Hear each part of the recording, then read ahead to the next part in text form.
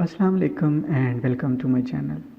दोस्तों, आज की वीडियो आपके लिए बहुत स्पेशल है क्योंकि इस एक वीडियो के अंदर जो कि 1 घंटे की होगी, आपको तमाम एसईओ की स्ट्रेटजीज बताई जाएंगी, चेकलिस्ट बताई जाएगी कि आप किन चीज़ों को फॉलो करते हुए अपनी वेबसाइट की एसईओ कर सकते हैं। ये समझें कि आपके लिए मुकम्मल तौर पे एक फ्री कोर्स है। आपको बहुत ज़्यादा चीज़ें देखने की ज़रूरत नहीं पड़ेगी। यूट्यूब के ऊपर आप एक वीडियो से काफ़ी सारी चीज़ें देख लेंगे और आपकी बेस जो है बन जाएगी। इसके अलावा अगर आपको किसी किस्म का भी डाउट होता है, कोई शक है, कोई प्रॉब्लम है, आप मुझसे डिस्कस कर सकते हैं। इस वीडियो के अंदर हम जो चीज़ें डिस्कस करेंगे वो मैं आपको बता देता हूँ। सबसे पहले हम देखेंगे कि एसईओ क्या है, इसकी बेसिक डेफिनेशन आपको सिखाई जाएगी। इसके अंदर जो सर्च इंजन्स हैं वो क्या है, ऑप्टिमाइजेशन क्या होती है। इसके अलावा आपको बताया जाए कि आप कीवर्ड रिसर्च किस तरह करेंगे। आपको बाकायदा दिखाया जाएगा कीवर्ड रिसर्च के लिए क्या क्या चीज़ें आपने देखनी है और कौन कौन से टूल्स यूज़ करने हैं। फिर आपको बताया जाएगा कि ऑन पेज एसईओ क्या है, ऑन पेज एसईओ किस तरह से की जाती है। फिर आपको बताया जाएगा कि ऑफ पेज एसईओ क्या है। फिर आपको बताया जाएगा कि टेक्निकल एसईओ क्या है, लोकल एसईओ क्या है, और आप अपनी वेबसाइट के एनालिटिक्स और रिपोर्टिंग किस तरह करेंगे। आप किस तरह से अपनी एसईओ को बेहतर करेंगे ताकि आपको ट्रैफिक मिले, रैंकिंग मिले और ज़्यादा से ज़्यादा गूगल के अंदर आपकी विजिबिलिटी बने। तो चलिए टाइम को वेस्ट नहीं करते और अपनी वीडियो को स्टार्ट करते हैं और ये देखते हैं कि एसईओ क्या है। एसईओ 3 लफ्ज़ों से मिलकर बना है जिसका मतलब है सर्च इंजन ऑप्टिमाइजेशन। एसईओ एक ऐसी साइंस है जिसकी मदद से आप अपने वेब पेज को किसी भी सर्च इंजन के अंदर रैंक करने के लिए उसको ऑप्टिमाइज़ करते हैं। इसको थोड़ा सा और सिंपल बनाते हैं ताकि आपको समझ आ सके। ये एक ऐसी साइंस है या एक ऐसा आर्ट है जिसकी मदद से आप अपनी वेबसाइट को गूगल या किसी भी सर्च इंजन के अंदर इतना अच्छा बनाते हैं, इतना अच्छा उसको ऑप्टिमाइज़ करते हैं ताकि वो उसके अंदर रैंक हो, पहले पेजेस के ऊपर आए और उस पर ट्रैफिक इंक्रीज़ हो। जब भी आप वेबसाइट बनाते हैं या वेब पेज क्रिएट करते हैं तो आपको इन तमाम चीज़ों को सामने रखते हुए बनानी चाहिए जिसकी मदद से आप अपने वेब पेज को या वेबसाइट को रैंक करेंगे। इसमें कोई एक दो प्रोसेस नहीं है, इसमें काफ़ी सारे प्रोसेस यूज़ किए जाते हैं ताकि आपकी वेबसाइट रैंक हो सके। आपको वेबसाइट या वेबसाइट के पेजेस बनाते हुए सर्च इंजन की तमाम इंस्ट्रक्शंस को, तमाम हिदायत को सामने रखना होता है और उसको ज़हन में रखते हुए आपने अपनी वेबसाइट या वेब पेज को बनाना है ताकि जो भी सर्च इंजन है जैसे कि गूगल हो गया, बिंग, याहू, ये तमाम आपके वेब पेज को या आपकी वेबसाइट को अच्छी तरह से समझ सके, उसको क्रॉल कर सके और अपने डेटाबेस के अंदर उसको स्टोर करें, इंडेक्स करें ताकि जब भी कोई बंदा उस वेबसाइट से रिलेटेड कुछ चीज़ सर्च करे तो आपकी वेबसाइट पहले पे या दूसरे पे या तीसरे नंबर पे आ सके। कम से कम पहले पेज के ऊपर आनी चाहिए। पहले पेज का मतलब है सर्च इंजन रिजल्ट पेजेस। इसकी एक छोटी सी मिसाल लेते हैं। सर्च इंजन क्या है? जैसे कि गूगल है, इसको आप यूँ समझें कि एक लाइब्रेरी है और उस लाइब्रेरी के अंदर बहुत सारी किताबें लिखने वालों ने अपनी अपनी किताबें रखी हुई हैं, बहुत सारी बुक्स पड़ी हुई हैं एक लाइब्रेरी के अंदर। अब कोई भी बंदा चाहता है लाइब्रेरी वाले के पास कि भाई मुझे ये वाली किताब चाहिए, तो आप मुझे वो किताब दे दें। तो जो आपका सब्जेक्ट होगा या जो चीज़ आपने उससे मांगी होगी, जिस किस्म की आपने बुक उससे डिमांड की है, तो वो क्या करेगा कि आपको अच्छी से अच्छी बुक देने की कोशिश करेगा ताकि आपकी नीड या जो भी आप बुक लेना चाहते हैं वो आपकी ज़रूरत या आपकी इंटेंट के मुताबिक हो। इसी तरह गूगल के अंदर बहुत सारी वेबसाइट्स को इंडेक्स किया जाता है। इंडेक्स करने का मतलब यूँ समझ लेते हैं कि जैसे 10 वेबसाइट्स हैं गूगल के अंदर और 10 की 10 वेबसाइट्स उसके अंदर इंडेक्स हैं, उसका डेटाबेस गूगल के अंदर इंडेक्स है, स्टोर है, और उन 10 वेबसाइट्स के ऊपर जो डिटेल है वो है ऑनलाइन कोर्सेज से रिलेटेड। जैसे आप गूगल के अंदर सर्च करेंगे ऑनलाइन कोर्सेज तो आपके पास वो 10 वेबसाइट्स लाइन में शो हो जाएंगी। अब क्या होगा, जैसे कि यहाँ पे आप देख रहे हैं, ये जो ऊपर आपको 4 रिजल्ट्स नज़र आ रहे हैं, इसी तरह आप समझें कि 10 वेबसाइट्स थी और जो वेबसाइट सबसे अच्छी थी वो पहले पे आई, जो उससे थोड़ी सी कम थी वो दूसरे पे थी। फिर इसी तरह आप इस चीज़ को एनालाइज कर सकते हैं कि जितनी अच्छी वेबसाइट थी, जितना अच्छा उसका एसईओ का स्कोर था, जितनी अच्छी उसने मतलब डिटेल लिखी हुई अपनी वेबसाइट के ऊपर, उसी हिसाब से वो वेबसाइट्स इंडेक्स हुई और गूगल के अंदर रैंक हुई हैं। अब जिस वेबसाइट की एसईओ अच्छी थी वो सबसे पहले पे आई, जो उससे थोड़ी सी कम थी वो दूसरे पे थी। इसी तरह उसको दर्जाबंदी दी गई, उसकी क्लासिफिकेशन की गई है। इसी तरह एसईओ का मतलब हुआ कि आपने अपनी वेबसाइट को या अपने वेब पेज को इतना बेहतर करना है ताकि वो गूगल के अंदर ज़्यादा से ज़्यादा रैंकिंग में ऊपर आए और उसके ऊपर ट्रैफिक इंक्रीज़ हो। ट्रैफिक आपकी वेबसाइट पे जाएगी तो आपकी वेबसाइट की अथॉरिटी और उसकी जो ट्रस्टवर्थी है वो चीज़ बढ़ेगी। सेम यही चीज़ है कि आपने जब भी एसईओ करनी है तो आपने बहुत सारे प्रोसेसेस करने हैं। सिर्फ ये नहीं कि आपने एक दो चीज़ें की तो आपकी वेबसाइट रैंक होगी। आपको कंटेंट के ऊपर बहुत ज़्यादा मेहनत करनी है ताकि आपका कंटेंट इतना अच्छा हो कि गूगल उसको किसी भी यूज़र की इंटेंट को मुकम्मल तौर पे सेटिस्फाइड करने के लिए आपका कंटेंट शो करवाए और उसको रैंक करे। तो यहाँ पे आपने सिर्फ एक दो चीज़ें नहीं करनी, बहुत सारी चीज़ें करनी हैं। उसको हम आगे जाके मज़ीद डिस्कस करेंगे। फ़िलहाल ये है कि आप समझें कि एसईओ क्या है। इसकी बेसिक डेफिनेशन आपको समझाने की कोशिश कर रहा था। अब मैं आपको बताता हूँ कि सर्च इंजन क्या होता है। सर्च इंजन आप इसको एक सॉफ्टवेयर कह सकते हैं, एक प्रोग्राम या एक टूल कह सकते हैं, जिसकी मदद से कोई भी चीज़ जब सर्च की जाती है किसी भी सर्च इंजन के अंदर तो वो डेटा को स्क्रॉल करते हैं और देखते हैं कि जो भी चीज़ सर्च की गई है उसके मुताबिक अच्छे से अच्छा रिज़ल्ट उस यूज़र को या जो भी सर्च करने वाला है उसको दिखाया जाए। फॉर एग्ज़ाम्पल आपने गूगल के अंदर जाके लिखा, गूगल एक सर्च इंजन है, बिंग, याहू ये सर्च इंजन्स हैं जिनको आप यूज़ करते हुए अपनी इंटेंट को देखते हुए चीज़ें सर्च करते हैं। आप कोई इमेज सर्च करते हैं, कोई वीडियो सर्च करते हैं तो उसके लिए आप यूट्यूब को यूज़ करते हैं, या फिर आप कोई चीज़ इन्फॉर्मेशन लेना चाहते हैं तो अक्सर आप गूगल का सहारा लेते हैं। तो गूगल एक सर्च इंजन है जो कि आपको आपकी ज़रूरत के मुताबिक जो भी आपकी क्यूरी होती है, कीवर्ड होता है जिसको आप सर्च करते हैं उसके मुताबिक आपको रिज़ल्ट शो करवाता है। तो सर्च इंजन एक ऐसा टूल है या एक ऐसा सॉफ्टवेयर होता है जिसमें आप कोई भी चीज़ लिखकर सर्च करते हैं, चाहे वो इमेज हो। आप कोई इमेज देखना चाहते हैं तो गूगल का अक्सर आप सहारा लेते हैं। इसी तरह आप वीडियो देखना चाहते हैं या फिर आप कोई और चीज़ सर्च करना चाहते हैं तो आप डिफरेंट वेबसाइट्स, डिफरेंट सॉफ्टवेयर्स का यूज़ करते हैं, जिसमें सबसे पहले गूगल आता है, याहू, बिंग, यूट्यूब, इस तरह के सर्च इंजन्स हैं जिनको आप यूज़ करते हैं ताकि आप अपनी इंटेंट या आप अपनी रिक्वायरमेंट के मुताबिक डिटेल वीडियोस देख सकें या फिर आप कंटेंट देख सकें, इंफॉर्मेशन हासिल कर सकें। अब मैं आपको बताता हूँ कि कितनी किस्म के सर्च इंजन्स होते हैं। इसमें काफ़ी सारे होते हैं सर्च इंजन, जैसे कि जो जनरल सर्च इंजन्स होते हैं उनमें है गूगल, या फिर आप यूट्यूब देखते हैं, यूट्यूब पे आप वीडियोस देखते हैं। गूगल के अंदर आप डिफरेंट चीज़ें सर्च करते हैं, जैसे कि आप कोई इंटेंट है आपकी, आप इमेज देखना चाहते हैं उसके लिए भी आप गूगल को देखते हैं, गूगल के अंदर जाकर सर्च करते हैं। इसी तरह बिंग है, याहू है और काफ़ी सारे इंजन्स होते हैं, लेकिन जो जनरल सर्च इंजन्स हैं वो यही हैं, जैसे कि गूगल, बिंग और याहू वगैरह। इसमें आप आर्टिकल्स देखते हैं, वीडियोस देखते हैं, इमेजेस और दूसरी इंफॉर्मेशन लेते हैं। दूसरे नंबर पे आते हैं स्पेशलाइज्ड सर्च इंजन। ये ख़ास किस्म के सर्च इंजन्स होते हैं जिसको आप मुख्तलिफ इंफॉर्मेशन हासिल करने के लिए करते हैं। फॉर एग्ज़ाम्पल आप मेडिकल की इंफॉर्मेशन लेना चाहते हैं तो उसके लिए आप पबमेड है। फिर इसी तरह आप साइंटिफिक आप रिसर्च करना चाहते हैं तो उनका साइंटिफिक रिसर्चर्स का जो ये एक वेबसाइट है जिसको स्कोपस कहते हैं, उस पे ऊपर आप जाते हैं। या फिर आप कोई जॉब सर्च करना चाहते हैं तो आप इंडीड के ऊपर जाकर सर्च करते हैं अपनी जॉब से रिलेटेड चीज़ें। तीसरे नंबर पे आते हैं मेटा सर्च इंजन्स। ये ख़ास किस्म के सर्च इंजन्स होते हैं जो मुख्तलिफ सर्च इंजन्स के अंदर रिलेटेड होते हैं। इसमें मेटा क्रॉलर है, डॉग पिल है। इसी तरह फिर लोकल सर्च इंजन्स आते हैं। ये ऐसे सर्च इंजन्स होते हैं जैसे कि गूगल मैप हो गया, येल्प हो गया। आपको कोई इन्फॉर्मेशन चाहिए, आप येल्प को यूज़ करते हैं। इसी तरह आप गूगल मैप का यूज़ करते हैं। आप किसी डेस्टिनेशन पे जाना चाहते हैं, किसी जगह पे जाना चाहते हैं तो आप लोकल सर्च इंजन्स को इस्तेमाल करते हैं। फिर इमेज और वीडियो सर्च इंजन हैं, जैसे गूगल इमेजेस है, इसी तरह यूट्यूब है जिसके अंदर आप जाके वीडियो को सर्च करते हैं। फिर आपको सोशल सर्च इंजन मिलते हैं जैसे कि फेसबुक, ट्विटर और ऐसे इंस्टाग्राम, लिंक्डइन वगैरह। जो सोशल सर्च इंजन होते हैं वहाँ पे जाके आप कोई इन्फॉर्मेशन लेना चाहें तो वहाँ पे भी आपको डेटा मिल जाता है। इंटरप्राइज सर्च इंजन होते हैं। इनमें आप यूँ समझ सकते हैं जैसे कि माइक्रोसॉफ्ट शेयर पॉइंट है, इलास्टिक सर्च है। इसमें आप डिफरेंट चीज़ें हैं, डेटाबेस और दूसरे डॉक्यूमेंट्स वगैरह को इस तरह की इंफॉर्मेशन हासिल करना चाहते हैं तो इंटरप्राइज सर्च इंजन्स को आप यूज़ कर सकते हैं।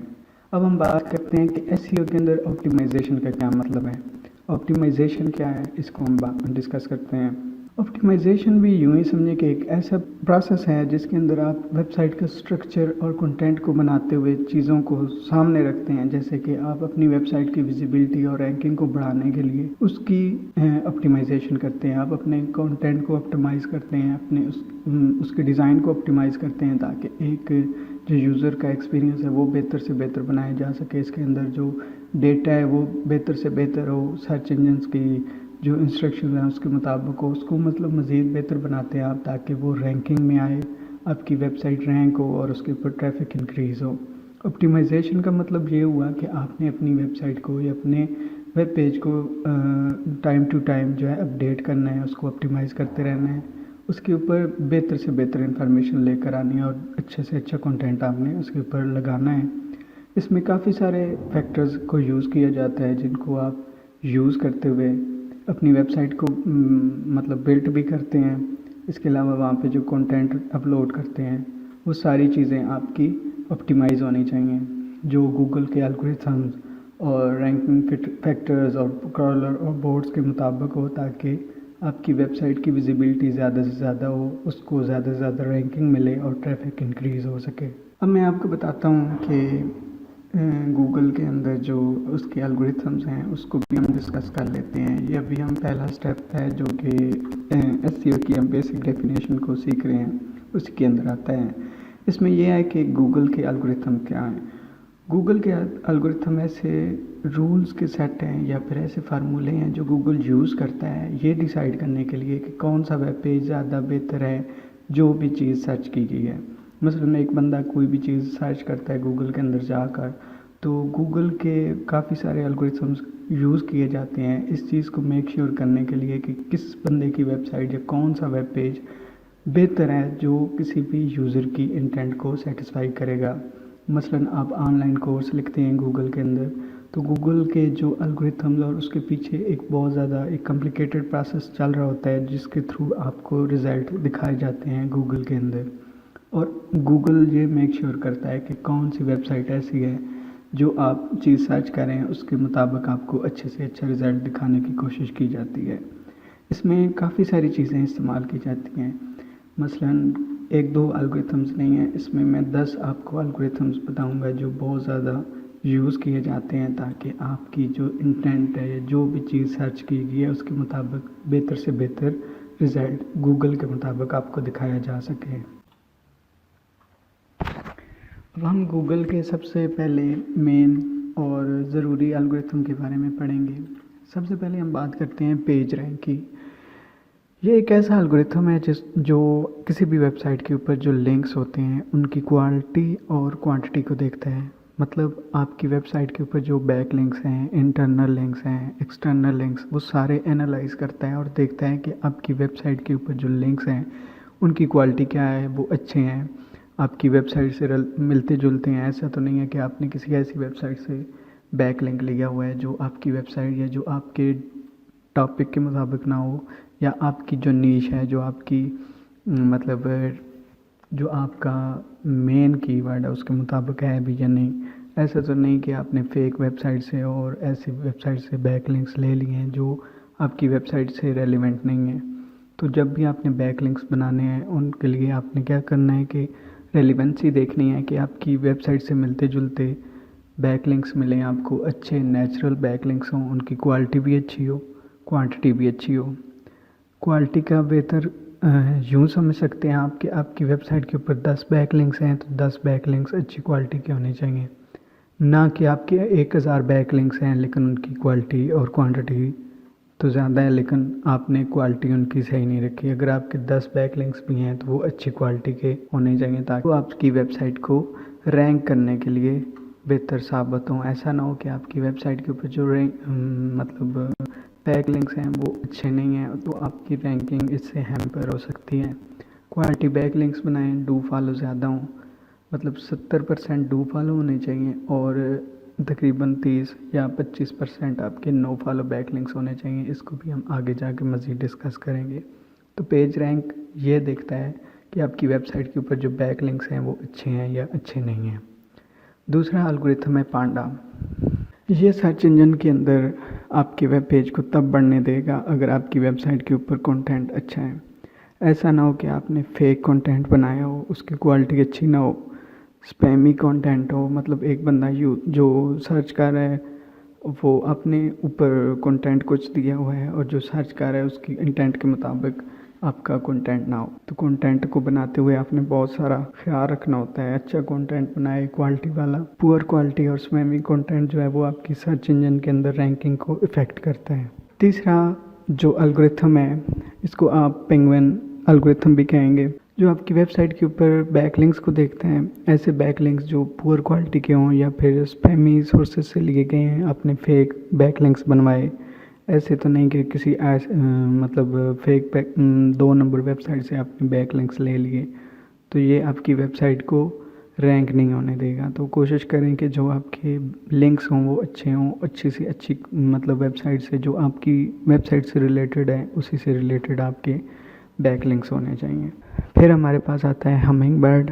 हमिंग बर्ड में आप यूँ समझ सकते हैं कि जब एक यूज़र सर्च करता है गूगल के अंदर तो वो उसको देखता है कि इसकी वेबसाइट जो है वो हमारे सर्च यूज़र की सर्च क्वेरी के मुताबिक है। जो चीज़ वो सर्च करना चाह रहा है क्या उसकी इंटेंट के मुताबिक आपका कंटेंट है वेबसाइट पे।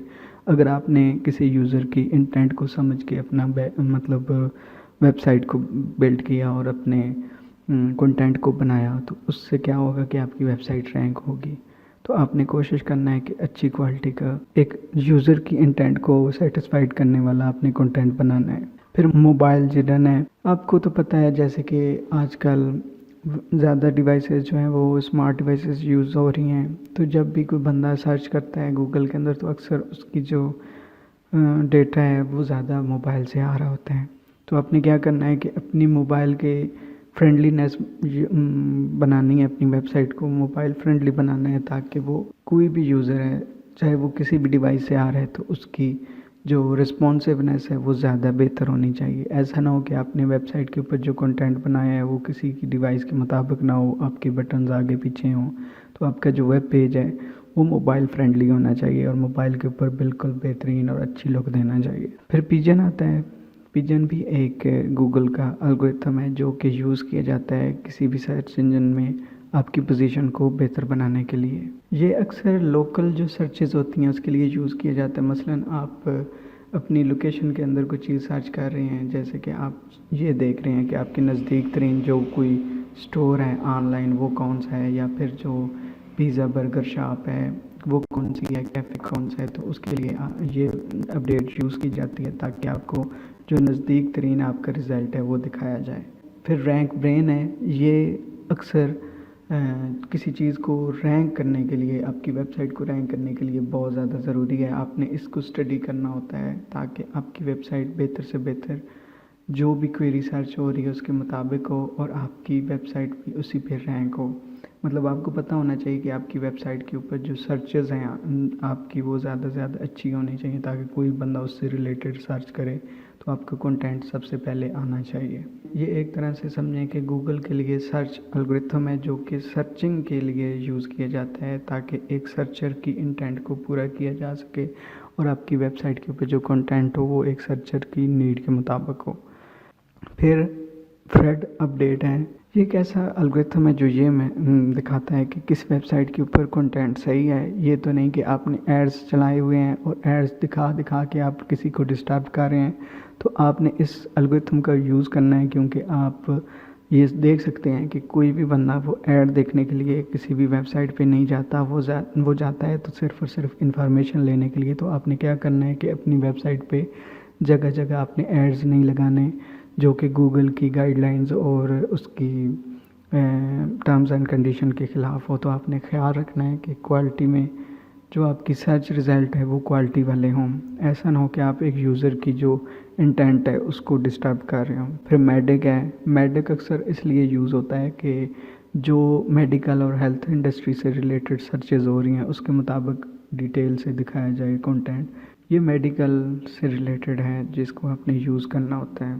फिर हमारे पास बर्ट आता है। बर्ट यूँ समझें कि ये एक ऐसा है जो आपकी वेबसाइट के ऊपर जो लैंग्वेज है, जो कॉन्टेक्ट यूज़र की क्वेरी है उसके मुताबिक रिज़ल्ट शो करने की कोशिश करता है। तो आपने इन चीज़ों का ख्याल रखना है जब भी आप वेब पेज बनाएं या वेबसाइट बनाएं कि आपका कंटेंट जो है इतना क्वालिटी वाला होना चाहिए ताकि वो किसी भी यूज़र को जो भी आपकी इंडस्ट्री से रिलेटेड सर्च कर रहा है उसको अच्छे से अच्छा रिज़ल्ट दिखा सकें। ये थे गूगल के एल्गोरिथम्स जिनको हमने देखा। अब मैं आपको दिखाता हूँ कि एक सर्च इंजन क्या होता है। यहाँ पे आप गूगल को देख सकते हैं। इस तस्वीर के अंदर जो पूरा आपको डायग्राम नज़र आ रहा है, सबसे पहले सर्च इंजन है। आपको ये पता होना चाहिए कि गूगल एक सर्च इंजन है, ठीक है। और इसके अंदर हम मुख्तलिफ़ इंफॉर्मेशन को लिख कर सर्च करते हैं तो उससे रिलेटेड हमको बहुत सारी वेबसाइट से डेटा मिलता है। आप दूसरे नंबर पे देखेंगे सर्च क्वेरी। सर्च क्वेरी है कि ये एड्रेस बार है जो आपको नज़र आ रही है जिसके अंदर ऑनलाइन कोर्सेज आपको लिखा हुआ नज़र आ रहा है। ये आपकी सर्च बार है जिसके अंदर आपकी एक क्वेरी है जिसको आप ऑनलाइन कोर्स है, ये आपकी एक क्वेरी है, ये कीवर्ड है जिसको लिखकर आप सर्च करते हैं, ठीक है। फिर आपको जो यहाँ पे अबाउट में कुछ रिज़ल्ट से नंबर नज़र आ रहे हैं, तो मतलब इतने सेकंड के अंदर, मतलब एक पूरे सेकंड भी नहीं हुआ और इसने कितने आपको रिज़ल्ट दिखाए हैं ये आप बता रहे हैं कि इतने नंबर्स आप रिज़ल्ट्स आपको नज़र आए हैं। ये आप यहाँ पे देख भी सकते हैं नंबर ऑफ सर्च रिज़ल्ट, जो चीज़ आपने सर्च की उससे रिलेटेड इतने ज़्यादा नंबर्स थे और उनमें से जो टॉप के ऊपर आपको नज़र आ रहे हैं यहाँ पे मैंने 4 आपको दिखाए हैं। सबसे पहले आपको एक सर्च रिज़ल्ट नज़र आ रहा है, फिर दूसरा है जो कि थोड़ा सा डिफरेंट है, मतलब सर्च रिज़ल्ट। तीसरे पे आपको वेबसाइट्स नज़र आ रही हैं। सबसे ऊपर आपको अक्सर एड्स नज़र आते हैं, ये आप या ऐड आ जाएगा। और जो ऑर्गेनिक रिज़ल्ट्स होते हैं उसके साथ ऐड नहीं आता। ये आप पहला रिज़ल्ट देख सकते हैं, दूसरा सर्च रिज़ल्ट देख सकते हैं, तीसरा देख सकते हैं और चौथा देख सकते हैं। ये एक पेज के ऊपर तकरीबन 10 रिज़ल्ट्स आते हैं, ठीक है। तो आपने ये चीज़ देखनी है कि पहले पेज के ऊपर 10 रिज़ल्ट्स आते हैं, जो भी रिज़ल्ट सबसे अच्छा होगा वो सबसे ऊपर आएगा किसी भी सर्च क्वेरी या सर्च कीवर्ड के मुताबिक। उससे नीचे आपको कुछ पीपल आल्सो आस्क, ये भी एक किस्म का सर्च रिज़ल्ट है ताकि कोई भी यूज़र आया है तो उसकी इंटेंट को यहाँ पर ही पूरा किया जा सके। मतलब आप क्वेश्चन समझ सकते हैं कि what are the best online courses. आप देख सकते हैं कि कौन से कोर्सेज अच्छे हैं भाई। इसके अलावा आप देख सकते हैं कि पाकिस्तान के अंदर कौन सा ऑनलाइन कोर्स सबसे बेस्ट है। इस तरह से भी आपको रिजल्ट्स दिखाए जा सकते हैं कि अगर आपकी इंटेंट या आप ये चीज़ सर्च कर रहे हैं तो आपको यहाँ पर ही सेटिस्फाइड कर दिया जाए और आपको जो आप चीज़ सर्च कर रहे हैं आपको उसका रिज़ल्ट यहाँ पर ही पूरा हो जाए और आप वेबसाइट के ऊपर ना जाएं बल्कि गूगल के अंदर ही आपको एक अच्छे से अच्छा रिज़ल्ट मिल जाए। अब इसमें आपको पेड रिज़ल्ट्स भी नज़र आते हैं और ऑर्गेनिक रिज़ल्ट्स भी नज़र आते हैं। जो पेड रिज़ल्ट्स होते हैं वो कोई भी एडवर्टाइज़र होता है या कोई भी बंदा है जिसने अपनी वेबसाइट का कोई पेज है उसको रैंक करने के लिए पैसे लगाए हैं गूगल को पेड एडवर्टाइजमेंट के लिए, वो यूज़ कर रहा होता है। मसलन हम ऑनलाइन कोर्स देखना चाहते हैं तो आपको यहाँ पे कुछ कोर्सेज़ दिखाए जाएंगे, आप उस पर जाएंगे तो आपको इस तरह से वो गाइड करेगा कि आप उस वेबसाइट के ऊपर जाके उनका कोर्स ख़रीद सकते हैं। तो वहाँ पे क्या करते हैं लोग के पैसे लगा के कोई भी सर्च जो है रिज़ल्ट देखते हैं। वो जब पैसे लगाते हैं तो गूगल क्या करता है उनके रिज़ल्ट को दूसरे रिज़ल्ट से पहले दिखाता है ताकि अगर आपकी इंटेंट उससे रिलेटेड है तो आप कोई ऑनलाइन पेड कोर्स भी देख सकते हैं। अब हम अपने कोर्स के दूसरे टॉपिक की तरफ बढ़ते हैं जो कि है कीवर्ड रिसर्च। कीवर्ड रिसर्च क्या है? अब आपको इतना तो पता चल गया होगा कि एसईओ क्या है, उसकी बेसिक डेफिनेशन आपको पता चल गई होगी। अब इसी तरह आपने क्या करना है कि जब भी आप किसी भी वेबसाइट की एसईओ करने लगेंगे तो वहाँ पे आपको कुछ प्रोसेसेस करने होते हैं जिसमें सबसे क्रूशल और पहला जो टॉपिक है, मतलब एज ए बिगिनर मैं आपको दिखा रहा हूँ कि कीवर्ड रिसर्च आपको पता होना चाहिए किस तरह करते हैं। आपको अच्छे relevant keywords, high volume keywords और low volume keywords, low volume मतलब लो कंपटीशन वाले कीवर्ड्स आपको पता होने चाहिए, कैसे फाइंड करने हैं, कौन कौन से होते हैं, उसके लिए जो टूल्स यूज़ किए जाते हैं उनका भी आपको पता होना चाहिए। अब कीवर्ड रिसर्च किस तरह की जाती है वो भी मैं आपको यहाँ पे प्रैक्टिकली एक फ़ाइल के साथ दिखाऊंगा जिसमें आप देख सकते हैं कि जब भी आपने कीवर्ड रिसर्च करनी है तो आपने उस चीज़ को मद्देनज़र रखते हुए कीवर्ड रिसर्च करनी है। इसमें एक मिसाल लेते हैं, मसलन आप किसी वेबसाइट की एसईओ करने लगते हैं। आपको एक क्लाइंट मिलता है, वो कहता है कि भाई मैंने एसईओ करनी है, पूरी वेबसाइट की एसईओ करनी है। अब इसमें हम एक ऑनलाइन कोर्सेज़ को ले लेते हैं, या फिर कोई रियल एस्टेट की कंपनी है, वो अपनी वेबसाइट की एसईओ करवाना चाहता है। तो आप सबसे पहले क्या करेंगे कि कीवर्ड रिसर्च करेंगे। कीवर्ड रिसर्च में उसको बताएंगे कि भाई आपकी जो रिक्वायरमेंट है, मसलन वो प्रॉपर्टी का काम कर है, या फिर उसका कोई कमर्शियल प्रोजेक्ट है, या वो प्लाट्स सेल कर रहा है, या फिर किसी भी किस्म की जो उसकी इंटेंट है, उसके मुताबिक आपने उसको कीवर्ड रिसर्च करके देनी है। वो कैसे करेंगे यहाँ पे हम देखते हैं। अब मैंने अपने पास एक लिस्ट बनाई हुई है कीवर्ड रिसर्च करके, इसको सामने रखते हुए मैं आपको बताता हूँ कि आप किस तरह से अपनी वेबसाइट को ऑप्टिमाइज़ करने के लिए कीवर्ड रिसर्च करेंगे, ताकि उसके ऊपर जो आप कंटेंट बनाएं तो आप अपनी कीवर्ड रिसर्च करने के बाद बनाएं। ऐसा नहीं कि आप बगैर रिसर्च के कंटेंट बनाना शुरू कर दें। तो आपने पहले कीवर्ड रिसर्च करनी है। उसके अंदर जो टूल्स यूज़ किए जाएंगे वो है कि गूगल कीवर्ड प्लानर, एरफ है, कीवर्ड एवरीवेयर है, सेमरिश है, इसके अलावा ऊबर सजेस्ट भी है। अब कीवर्ड्स रिसर्च करते हुए सबसे पहले आपने जो चीज़ यूज़ करनी है वो आपका मेन कीवर्ड होना चाहिए। मसलन आप रियल एस्टेट का काम कर रहे हैं तो आपका जो मेन कीवर्ड होगा वो रियल एस्टेट होगा। फिर आपके सब कीवर्ड्स होंगे, जैसे कि मेन कीवर्ड आपका रियल एस्टेट है, उससे मिलते जुलते आपने कीवर्ड्स को फाइंड करना है जो आपकी हेल्प करेंगे कंटेंट बनाने में और रैंकिंग के लिए। तो यहाँ पे आप देख सकते हैं, आपके सामने मैंने एक फ़ाइल को खोला हुआ है जो कि खुद बनाई हुई है। इसमें आपने क्या करना होता है कि आपका जो मेन कीवर्ड है वो आपका सबसे पहले होना चाहिए। ये मेरे क्लाइंट की एक समझें कि फ़ाइल है जो कि मैंने एक रैंडम बनाई थी। इसके अलावा मैं काम कर रहा हूँ उसके ऊपर, लेकिन आपने ये चीज़ें ज़हन में रखनी है। आपकी कोई भी इंडस्ट्री हो सकती है, मसलन आप किसी डॉक्टर के साथ काम कर रहे हैं, किसी डॉक्टर की वेबसाइट है, कोई रियल एस्टेट की वेबसाइट है, कोई डिजिटल मार्केटिंग की है, ये कोई भी है, कोई प्रोडक्ट है ई कामर्स की। तो आपने इन चीज़ों को सामने रखते हुए कंटेंट बनाना है और कीवर्ड रिसर्च करनी है। तो आपने क्या करना है कि अच्छे अच्छे कीवर्ड्स फाइंड करने हैं जिसके ऊपर आप वेबसाइट के ऊपर कंटेंट डालेंगे और आपकी वेबसाइट रैंक हो। तो जब कीवर्ड रिसर्च की जाती है तो कुछ चीज़ों को सामने रख कर आपने कीवर्ड रिसर्च करनी है, ताकि आपको अच्छे से अच्छा रिजल्ट्स मिले और आपको पता हो कि इस कीवर्ड के ऊपर कितनी मंथली सर्चेज हैं, कौन से लोग इसके ऊपर सर्चिंग कर रहे हैं, हर महीने इसकी इतनी सर्चेज हैं। मतलब अच्छी रिसर्चेज होनी चाहिए। ये नहीं कि किसी कीवर्ड की को सर्च ही नहीं किया जा रहा है और आप उसके ऊपर कीवर्ड रिसर्च करें और काम करना स्टार्ट कर दें। जब कोई बंदा उसको देखना ही नहीं चाहता, सर्च ही नहीं कर रहा, तो आपको सर्च इंजन के अंदर रैंकिंग कैसे मिलेगी? अगर मिलेगी भी तो आपको कोई सर्च करने वाला मिलेगा नहीं। तो आपने क्या करना है कि अच्छी कीवर्ड रिसर्च करनी है अपनी इंडस्ट्री को देखते हुए। सबसे पहले आपने देखना है कि आपका जो मेन कीवर्ड है, फिर आपने कीवर्ड्स की लिस्ट बनानी है कि पहला कीवर्ड आप देख लें कि आप, जैसे कि मेरा है बैरिया एनक्लेव इन इस्लामाबाद। इस्लामाबाद के अंदर बैरिया एनक्लेव से रिलेटेड हम इंफॉर्मेशन पुट कर रहे हैं।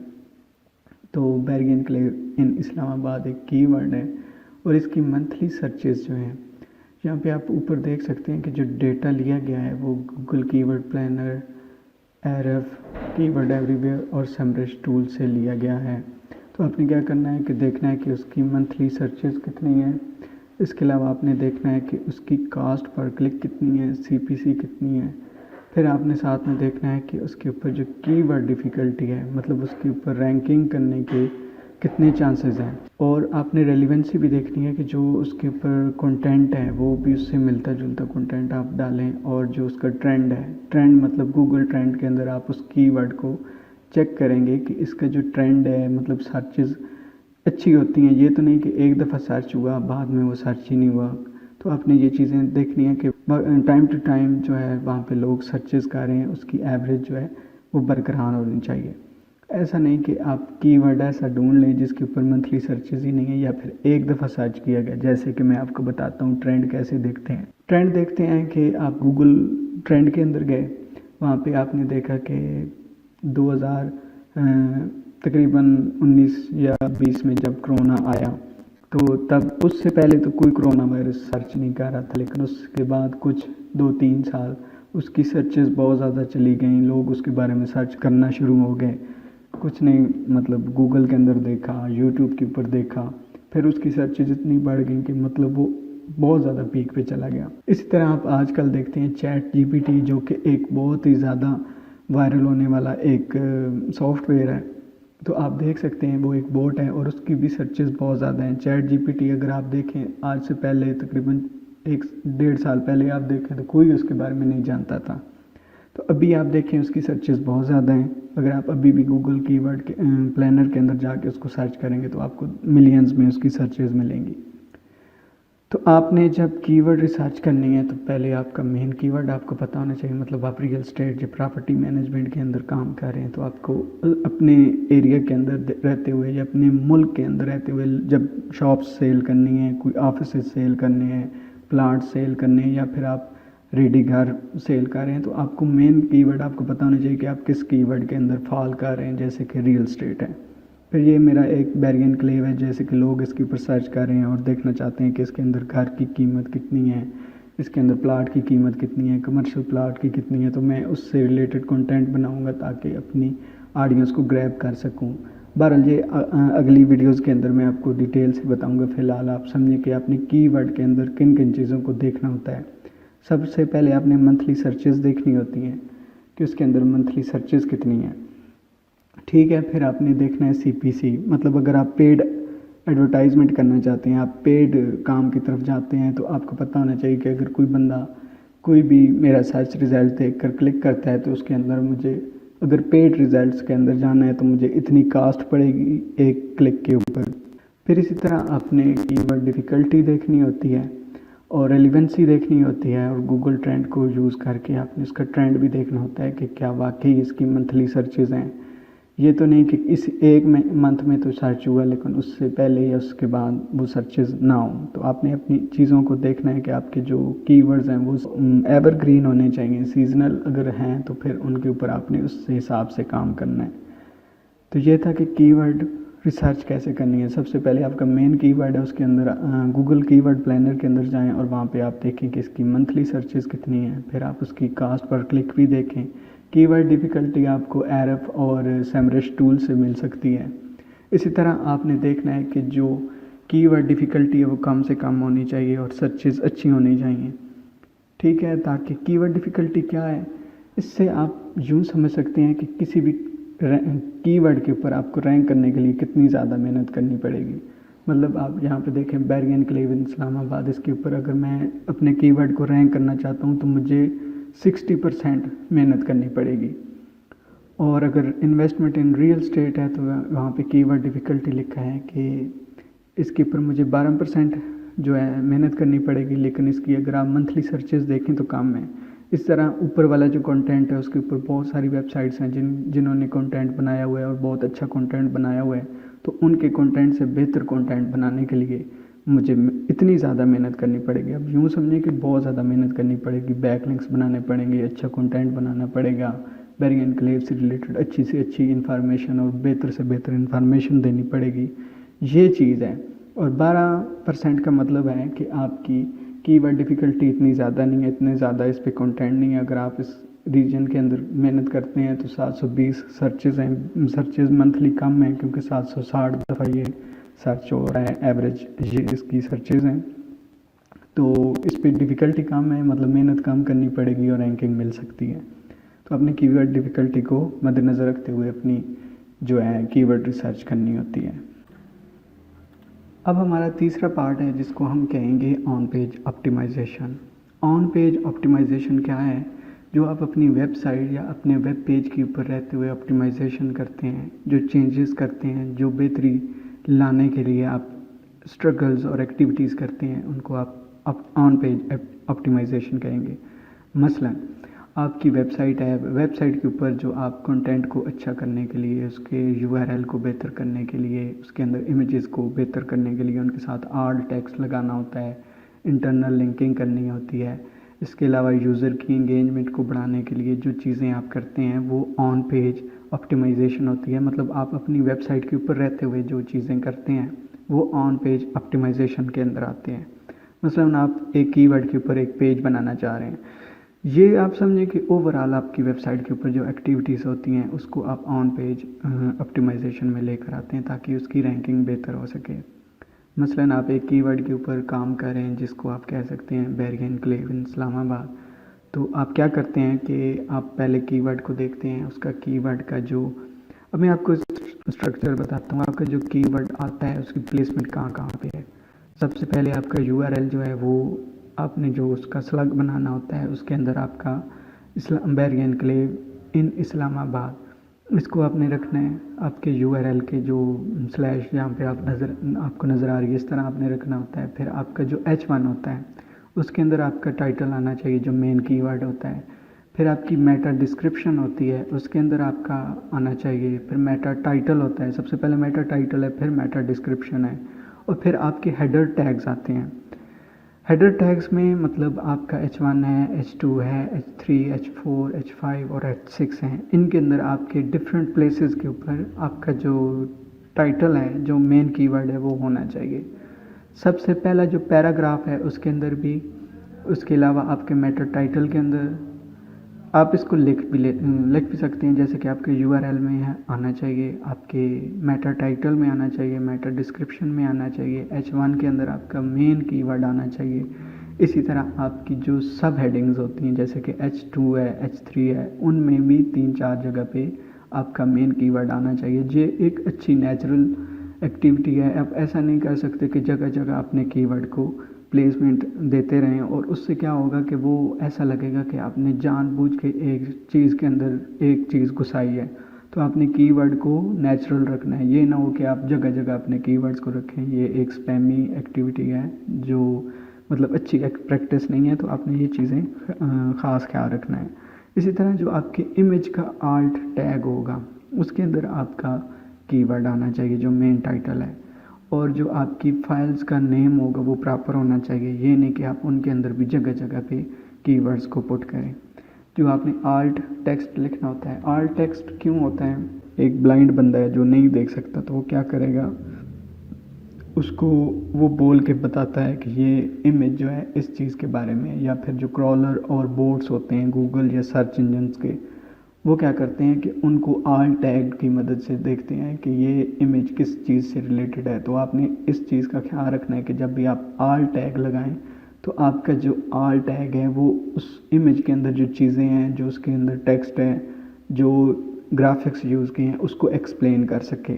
ये नहीं कि आपने सिर्फ टाइटल टैग लिखा, बल्कि आपने प्रॉपर लिखना होता है कि ये जो इमेज है इसके अंदर ये चीज़ है और इस चीज़ से रिलेटेड है। उसमें आपने अपना जो कीवर्ड है उसको भी यूज़ करना होता है। इसके अलावा जो आपकी वेबसाइट की इंटरनल लिंकिंग होती है वो भी ऑप्टिमाइज़ होनी चाहिए। कैसे, मसलन आपका जो मेन कीवर्ड है वो एक होना चाहिए, फिर उससे आपने सब पेजेस बनाए या जो आपने पोस्टें बनाई वो एक तरतीब से होनी चाहिए। ये नहीं कि आपका होम पेज कुछ कहीं और है और आपने जो ब्लॉग पेज है वो पहले लिख दिया। तो एक स्ट्रक्चर को फॉलो करते हुए आपने अपने जो नेविगेशन पॉइंट्स हैं वो जहन में रखते हुए आपने इंटरनल लिंकिंग और साइट का स्ट्रक्चर बनाना है। मसलन डिजिटल मार्केटिंग है, डिजिटल मार्केटिंग में फिर सब उसकी कैटेगरीज आ जाती हैं, उसकी डिफरेंट टाइप्स आ जाती हैं। सर्च इंजन ऑप्टिमाइजेशन है, पे पर क्लिक है, फिर इसी तरह सोशल मीडिया मार्केटिंग है, ईमेल मार्केटिंग, वीडियो मार्केटिंग। ये एक तरतीब से आपको अपने पेजेस को और अपनी वेबसाइट को स्ट्रक्चर बनाना होता है। ये नहीं कि आप आगे पीछे चीज़ें करें। और जो आपकी वेबसाइट का कंटेंट है उसकी रीडेबिलिटी अच्छी होनी चाहिए। जब भी एक रीडर आपके वेबसाइट को पढ़े तो उसको अच्छा लगना चाहिए। ये नहीं कि आपने उसके अंदर मतलब जो रीडेबिलिटी है उसको ख़राब किया। यूज़र की इंगेजमेंट को देखना होता है। इसके अलावा सर्च इंजन की रेलिवेंसी को भी सामने रखना होता है कि आपका जो कंटेंट है वो सर्च इंजन की गाइड्स के मुताबिक हो। ये ना हो कि आप कोई ऐसा कंटेंट लिखें जो सर्च इंजन जो है उसको पढ़ने में और उसको समझने में उसको डिफ़िकल्टी हो। तो रीडेबिलिटी का ख़ास ख्याल रखना है ताकि एक रीडर जो है वो आपके कंटेंट से मतलब इंटरटेन हो। ये ना हो कि वो बोर हो और आपकी चीज़ों को भी समझ ना आए। तो आपने ग्रामर को भी सामने रखते हुए और यूज़र की इंगेजमेंट को सामने रखते हुए ऑप्टिमाइजेशन करनी होती है वेबसाइट की। इसके अलावा अपनी वेबसाइट की जो स्पीड है उसको ऑप्टिमाइज़ करना होता है। और मोबाइल के अंदर जो फ्रेंडलीनेस है उसको भी आपने देखना है, ऑप्टिमाइजेशन रखनी है। आपके मोबाइल डिवाइसेस और टैबलेट के ऊपर, बड़ी स्क्रीन के ऊपर आपका कंटेंट अच्छा नज़र आना चाहिए। जो भी बंदा है तो वो आपकी कंटेंट को देख के उसको अच्छी लुक लगे। जैसे कि आजकल यूज़र एक्सपीरियंस और यूज़र इंटरफेस बहुत ज़्यादा इम्पोर्टेंट हो गए हैं आपकी एसईओ के लिए भी। तो आपने जो वेबसाइट का डिज़ाइन है वो भी बेहतर बनाना है, स्पीड भी बेहतर बनानी है और उसके अंदर जो कंटेंट है वो भी यूज़फुल बनाना है। तो आपने क्या करना है कि सारी चीज़ें सामने रखते हुए सारी चीज़ें ये एक्टिविटीज़ करनी है। तो इन चीज़ों का ख़ास ख्याल रखा जाता है जब भी आप ऑन पेज ऑप्टिमाइजेशन करते हैं। अब इसी तरह आपने जैसे कोई भी पेज बनाया तो आपने उसका डिज़ाइन भी देखना है, उसका स्ट्रक्चर, उसकी तमाम चीज़ों को सामने रखते हुए अपने वेबसाइट को बिल्ड करना है। स्पीड का बहुत ज़्यादा ख्याल रखना है क्योंकि आपकी वेबसाइट अक्सर लोड होते हुए जो उसके ऊपर आपने इमेजेस लगाने हैं वो वेब पेज फॉर्मेट के अंदर लगाने हैं। उनका साइज़ प्रॉपर होना चाहिए, डिवाइसेस के हिसाब से साइज़ होना चाहिए। फिर उसके अंदर जो आपने चीज़ें करनी है, बटन्स लगाने हैं, वो भी ऑप्टिमाइज्ड होने चाहिए। बटन्स को क्रॉल एबल बनाना है, ये नहीं कि आप मतलब गूगल का क्रॉलर आए आपकी वेबसाइट चेक करने तो उसके अंदर ऐसी चीज़ें हों जो मतलब प्रॉपर सेट नहीं होती। तो आपने ये चीज़ें देखनी है कि किस तरह से आप अपने वेबसाइट को मज़ीद बेहतर बना सकते हैं, ऑप्टिमाइज़ कर सकते हैं। उसके अंदर जो भी आप प्रैक्टिसेस करें, जो भी आप एक्टिविटीज़ करें वो ऐसी होनी चाहिए कि वो क्रॉलर और यूज़र की इंटेंट के मुताबिक हो। क्रॉलर को भी प्रॉब्लम ना हो आपके मतलब पेज को, बटन्स को, टेक्स्ट को, इमेजेस को क्रॉल करने में, पूरे वेब पेज को और वेबसाइट को क्रॉल और इंडेक्स करने में, ताकि आपकी वेबसाइट अच्छे से अच्छे जो है परफॉर्म करे। तो ये छोटी छोटी चीज़ें हैं जिनको आपने मद्देनज़र रखना है अपनी एसईओ करते हुए। जितनी अच्छी आप प्रैक्टिसेस करेंगे, जितना अच्छा आप कंटेंट बनाएंगे, सर्च इंजन को सामने रखते हुए, यूज़र को सामने रखते हुए, इतनी ज़्यादा चांसेस हैं कि आपको रैंकिंग मिले। आपने जो कंटेंट बनाना है वो इतना डेप्थ में होना चाहिए, सिंपल और डेप्थ में होना चाहिए कि अगला यूज़र उसकी जो भी इंटेंट है, चाहे वो कोई भी चीज़ देखने आया है तो आपका जो कीवर्ड है उससे मैच करता हो और उसकी इंटेंट को पूरा करता हो। अगर आपकी वेबसाइट के ऊपर एक यूज़र आया, वो आता है, उस देखता है कि आपकी वेबसाइट की स्पीड जो है वो बहुत ज़्यादा है, अब वो लोड होते हुए टाइम लेती है मोबाइल डिवाइस के ऊपर या फिर दूसरी डिवाइसेस के ऊपर, लैपटॉप या टैबलेट के ऊपर, वो क्या करेगा कि उसका एक्सपीरियंस ख़राब होगा।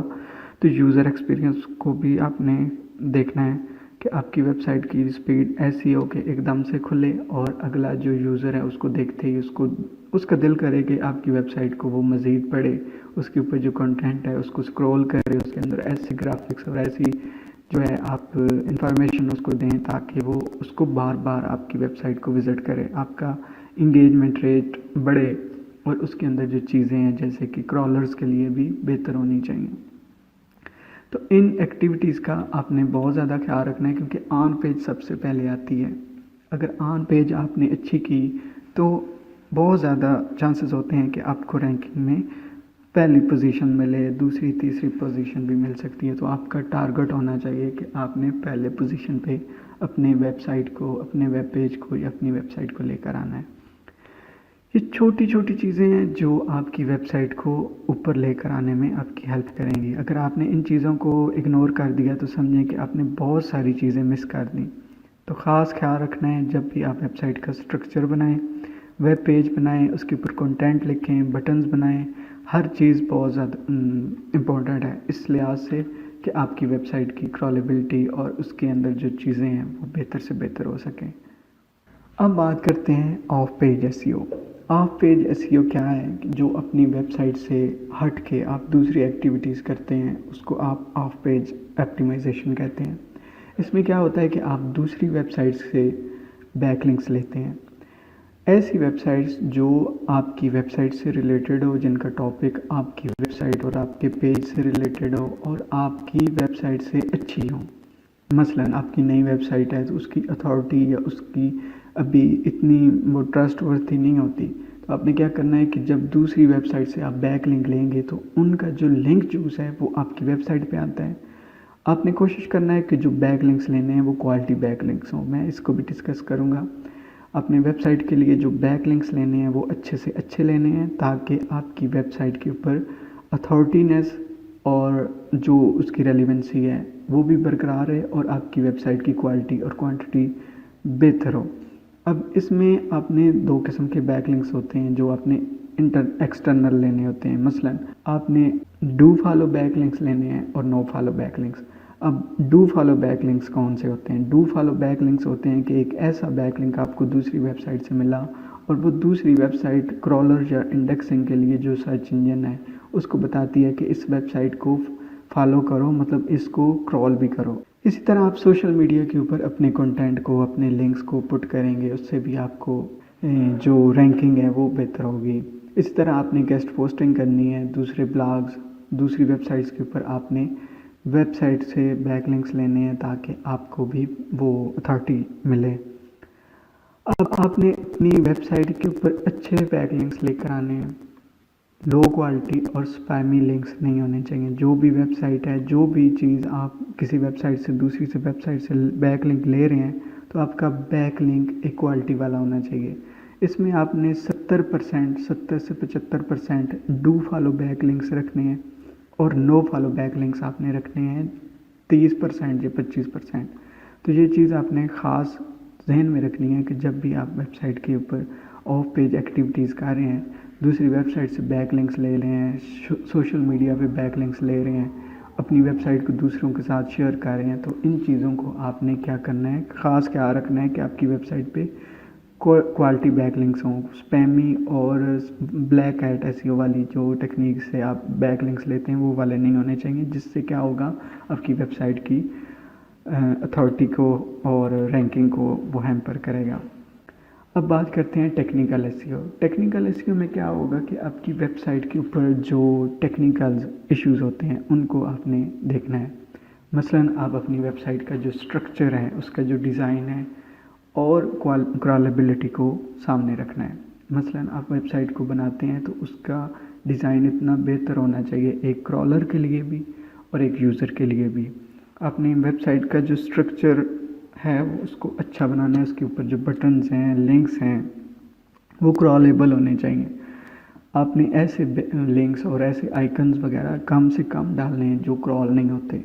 ये भी आपको आगे जाके मैं डिटेल में दिखाऊंगा कि कौन से बटन्स हैं जो क्रॉल होते हैं, कौन से बटन्स और कौन से आइकन्स हैं जो क्रॉल नहीं होते। तो आपने इन चीज़ों का ख़ास ख्याल रखना है ताकि गूगल का क्रॉलर या उसका जो बोट आपकी वेबसाइट के ऊपर आए तो उसको हर लिंक मिले, हर टेक्स्ट को वो देखे कि आपकी वेबसाइट पे क्या है, हर चीज़ जो है वो क्रॉलेबल हो। अगर आपके पास ऐसी वेबसाइट है जिसके ऊपर आपके बटन्स ऊपर नीचे हैं, एक दूसरे के ऊपर चढ़े हुए हैं, उससे क्या होगा, आपकी साइट स्ट्रक्चर ख़राब होगा और जब क्रॉलर आएगा तो वो उनको हैम्पर होगा। वो पता चल जाएगा कि भाई आपकी वेबसाइट मोबाइल फ्रेंडली नहीं है, इसके अंदर जो बटन्स हैं वो सही नहीं है और आपकी जो स्ट्रक्चर है और यूज़र एक्सपीरियंस है वो ख़राब होगा। तो आपने जब भी वेबसाइट का जो स्ट्रक्चर है बनाना है और उसके अंदर जो बटन्स लगाने हैं, लिंक्स लगाने हैं, ये जो भी चीज़ें आपने लगानी वो सारी क्रॉलेबल होनी चाहिए।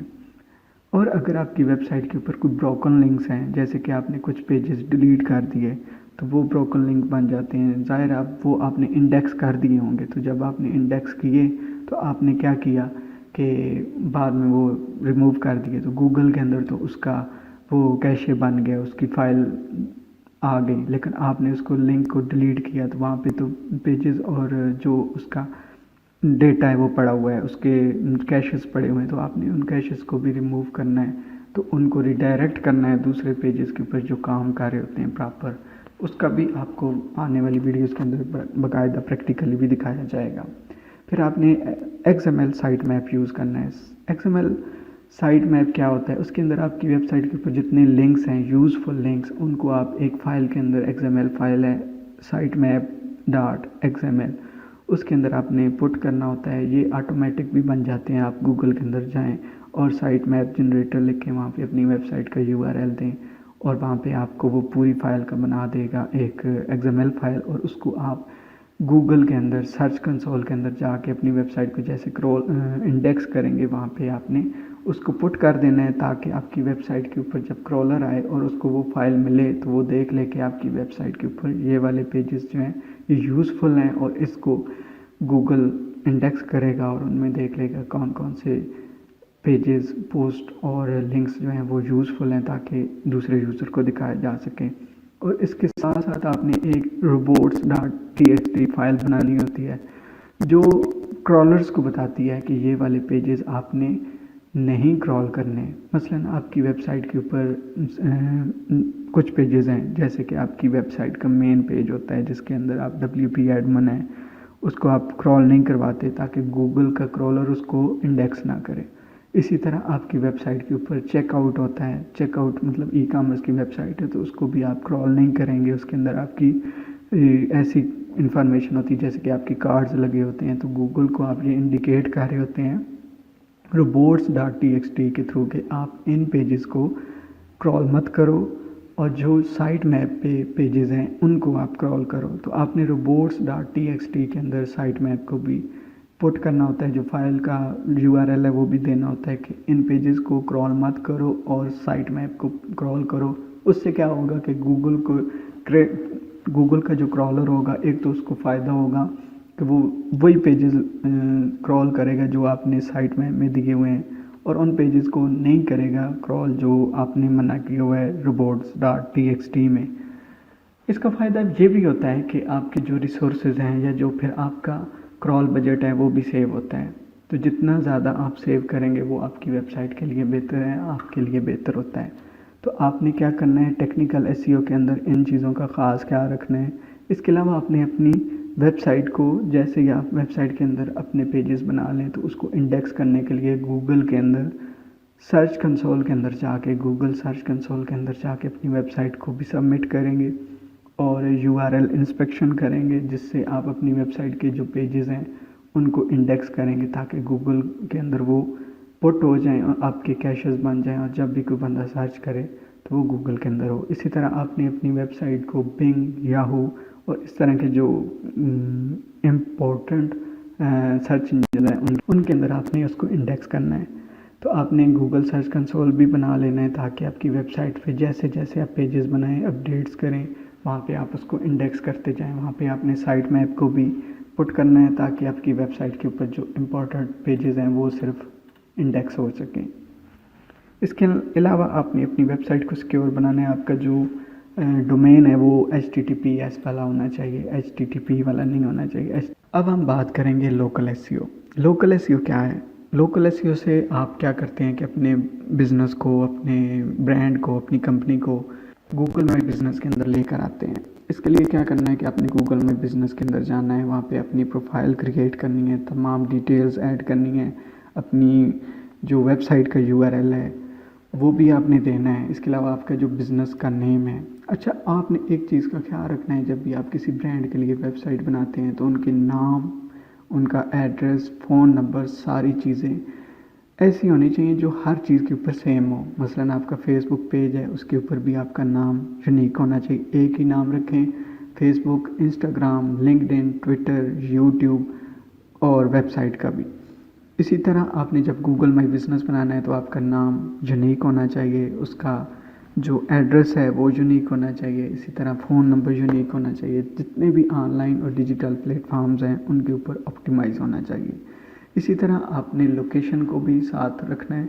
मसलन आप किसी भी जगह पे हैं, आप अपनी वेबसाइट या जो भी आपका ब्रांड है या कंपनी है किसी की, उसको सामने रखते हुए आपने वहाँ पे उसका लोकेशन भी ऐड करनी है, उसके लैटिट्यूड और लॉन्गिट्यूड भी होते हैं वो भी आप ऐड करेंगे। इसके अलावा वेबसाइट की जितनी भी एक्टिविटीज़ ऑनलाइन होंगी वो आपने ऑप्टिमाइज़ रखनी है। मतलब फेसबुक के ऊपर भी आपकी चीज़ें मिलती जुलती हों और आपका जितना बिज़नेस है डिजिटल वो सेम होना चाहिए। फेसबुक, यूट्यूब, इनके ऊपर आप अपनी वेबसाइट का लिंक देंगे तो जब आप एक ही चीज़ करेंगे तो वो सारी आपकी लोकल SEO में आएगी। मसलन आप इंस्टाग्राम पे भी और गूगल माई बिज़नेस में भी, और इसी तरह एक नैप है जिसको नैप में क्या होता है कि आपका नाम, एड्रेस और फ़ोन नंबर यूनिक होना चाहिए जितनी भी आपकी प्रोफाइल्स हैं उन सब के ऊपर। इसी तरह आपने लोकल डायरेक्टरीज़ और रिव्यू वाली जो वेबसाइट्स हैं वहाँ पे भी आपने अपनी वेबसाइट का URL पुट करना है ताकि आपकी वेबसाइट उन बिजनेसेस की डायरेक्टरीज़ में ऐड हो सके। इस तरह रिव्यू वाली वेबसाइट्स होती हैं, वहाँ पे भी आपने अपनी वेबसाइट का यूआरएल ऐड करने हैं ताकि लोकल बिजनेसेस के अंदर आपकी इंडेक्सिंग हो, और लोकल कोई भी बंदा उसको सर्च करे तो आपका जो ब्रांड या आपकी कंपनी की सारी डिटेल वहाँ पे उन डायरेक्टरीज़ में मौजूद होनी चाहिए। ये आप गूगल में सर्च करेंगे तो आपको बहुत सारी डायरेक्टरीज़ और रिव्यूज़ वाली वेबसाइट्स मिल जाएंगी। तो आपने अपनी इंडेक्सिंग करनी है लोकल डायरेक्टरीज़ में भी, और जितने भी आपके फ्रेंड्स हैं उनके जो बिजनेसेस हैं उनके साथ आप अपनी शेयरिंग करें, अपने कंटेंट की शेयरिंग करें, उनको भी प्रमोट करें और अपने कंटेंट को भी प्रमोट करने की कोशिश करें ताकि आपकी और उनकी रेलेवेंसी मिलती जुलती हो। जितने भी लोकल बिजनेसेस हैं वहाँ पे आपकी डिटेल मौजूद हो, और इसके अलावा आपकी जितनी भी लोकेशन वाइज जो कीवर्ड्स हैं वो आपकी मतलब वेबसाइट्स पे भी होने चाहिए। मतलब कोई लोकल बिज़नेस है आपका तो आपकी वेबसाइट भी लोकल बिज़नेस से रिलेटेड होगी, तो आपकी ये चीज़ें बहुत इम्पोर्टेंट होंगी अगर आप लोकल एसईओ को भी सामने रखते हैं। फिर आखिर पे हमारे पास आता है एनालिटिक्स और रिपोर्टिंग। सबसे पहले अपने गूगल को जैसे ही थोड़ा सा कंटेंट हो जाए, आपकी वेबसाइट चालू हो जाए, तो आपने गूगल एनालिटिक 4 को अपनी वेबसाइट के ऊपर लगाना है, सेटअप करना है उसका। इससे क्या होगा कि आप अपनी वेबसाइट के ऊपर आने वाली ट्रैफ़िक को देखेंगे, कितनी ट्रैफ़िक आ रही है, कौन से यूज़र वहाँ पे रुक रहे हैं, कौन से बटन्स क्लिक कर रहे हैं। आपने फिर सारा बिहेवियर देखना होता है कि हमारी वेबसाइट पे किस एज के बंदे ज़्यादा आ रहे हैं, कौन सी डिवाइस से आ रहे हैं, किस लोकेशन से आ रहे हैं। ये आपको ट्रैकिंग आनी चाहिए कि आपकी वेबसाइट के ऊपर जितनी भी आपकी एक्टिविटीज़ हैं वो आपको पता होनी चाहिए कि कौन सी वेबसाइट का कौन सा पेज ज़्यादा अच्छा परफॉर्म कर रहा है, उसके ऊपर ट्रैफिक ज़्यादा आ रही है, लोग रुक रहे हैं। यूज़र का जो एक्सपीरियंस और बिहेवियर है वो भी आप मैच कर सकते हैं, ट्रैक कर सकते हैं। इसके अलावा आपने अपनी कन्वर्जन्स बनानी होती हैं। मसलन इस पेज के ऊपर आके कोई भी बंदा इस बटन को क्लिक करता है या इस फॉर्म को फिल करता है, तो आपको पता होना चाहिए कि कौन सी चीज़ें हैं जिसकी मदद से आप अपनी रिपोर्टिंग को बेहतर करेंगे और आप अपनी वेबसाइट की जो मैट्रिक्स हैं वो समझ सकेंगे। तो इतना मुश्किल नहीं है, आप इन चीज़ों के लिए हमसे कॉन्टैक्ट भी कर सकते हैं। हम आपको एक तो वीडियोज़ में भी बताते हैं और साथ साथ आपको मुकम्मल तौर पे आगाह करेंगे कि किस तरह से आप अपनी ट्रैकिंग करेंगे। तो आपने अगर अच्छी तरह से कन्वर्जन और जो मेजरमेंट्स हैं उनको समझ लिया तो समझें कि आपकी एफर्ट्स जो हैं एसईओ की वो बहुत ज़्यादा आपको हेल्प करेंगी। इसके अलावा आप देखेंगे कौन सी वेबसाइट्स हैं जिनको आप मतलब कौन से ऐसे कीवर्ड्स हैं जिनके ऊपर आपको ऑर्गेनिक ट्रैफिक मिल रही है, आपकी कीवर्ड्स कौन से रैंक हो रहे हैं, उनके ऊपर आप मज़ीद बेहतरी करें और उनको आप मज़ीद ऑप्टिमाइज़ करने की कोशिश करें ताकि आपकी वेबसाइट मज़ीद रैंकिंग में आए और उसके ऊपर ट्रैफिक आए और आप अपनी सेल और वेबसाइट ट्रैफिक को इंक्रीज़ करें। इस तरह कुछ टूल्स हैं जो आपने एसईओ के लिए यूज़ करने हैं, जिनमें है सेमरिश, मोज, एरफ। ये आपकी वेबसाइट की इनसाइट्स और परफॉर्मेंस को मज़ीद आपको बताएंगे कि आपकी जो बैक लिंक्स हैं वो कौन से हैं। आपकी वेबसाइट के ऊपर जो आपका एरर है वो भी आपको बताएंगे। फिर एसईओ से रिलेटेड जो मैट्रिक्स हैं वो भी दिखाएंगे। आप कीवर्ड रिसर्च कर सकते हैं बहुत अच्छे से। इन तमाम चीज़ों को आपने इन टूल्स की मदद से भी देखना है। ये याद रखें कि वेबसाइट की जो एसईओ होती है वो एकदम से आपको रिवार्ड नहीं करती। आपने मुसलसल उसके ऊपर अच्छी एक्टिविटीज़ करनी है, कंटेंट अपडेट करते रहना है। आप कंटेंट अपडेट बहुत ज़रूरी है और अच्छा कंटेंट सर्चिंग वाला जिसके ऊपर लोग सर्च कर रहे हो। अब आप वेबसाइट को थोड़े से पेजेस बना के कहें कि ये रैंक हो जाए, कभी भी नहीं होगी। आपने हमेशा अपडेट रहना है, डेली नहीं तो दूसरे तीसरे दिन कोई ना कोई ब्लॉग लिखना है, कंटेंट लिखवाना है।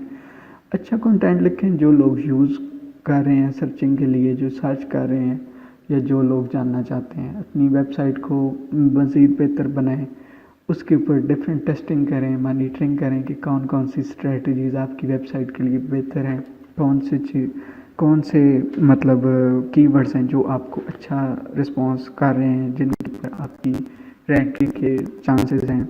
इसी तरह सर्च इंजन के अंदर अपनी विजिबिलिटी को बढ़ाने के लिए और यूज़र एक्सपीरियंस को बढ़ाने के ऊपर बेहतर से बेहतर काम करें और मेहनत करें।